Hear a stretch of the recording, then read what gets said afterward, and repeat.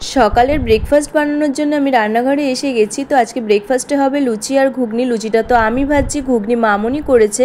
তো লুচি ঘুগনি দিয়ে breakfast complete করে নিয়ে গাছগুলোতে জলও দিয়ে দিয়েছি। তারপরে ছাদে গেছিলাম আমার বাজিগুলোকে রোদ্রে দিচ্ছি, কারণ আজকে রাত্রেবেলা বাজিগুলো পোড়াবো। তো যাই হোক, আজকে আমাদের আউটলেটের সামনে যেই পুজোটা হচ্ছে সেখানেও মাকে আনতে গেছিলো ব্যান্ড পার্টি। ওদের তো খুবই ভালো লাগছিল, আর মাকে সাজানোর পরও খুব সুন্দর লাগছিল। আর জানো তো, আমাদের বাড়ির সামনেও কালী পুজো হয়, যে কালী পুজোটা এবছর আমি জীবনে প্রথম মিস করলাম। খুবই মনটা তার জন্য খারাপ রয়েছে।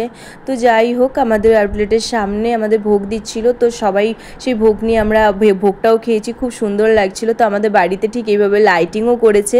আর বাড়ি ফেরার সময় ডিউটিতে তো আসার সময় কতগুলো ঠাকুর দেখেছি। তারপর বাজি পোড়ানোর পরেও আমরা ঠাকুর দেখতে গেছিলাম, সেগুলো তোমাদের সাথে পরের ভিডিওতে আমি শেয়ার করব। আর আজকে আমি অনেক বাজি পুড়িয়েছি, যাকে বলে অনেক, কারণ আমার বাজিগুলো পুড়ছিল যখন আমার এত ভালো লাগছিল। আর সারা আকাশ ভরা শুধু রকেটের যেরকম, মানে যাকে বলে আলো আর আলো, চারিদিকে শুধু আলো, খুবই ভালো লাগছিল। তো যাই হোক, সবাইকে বলি হ্যাপি দীপাবলি, সবাই ভালো থেকো, সুস্থ থেকো, টাটা এভরিওয়ান, দেখা হচ্ছে কাল।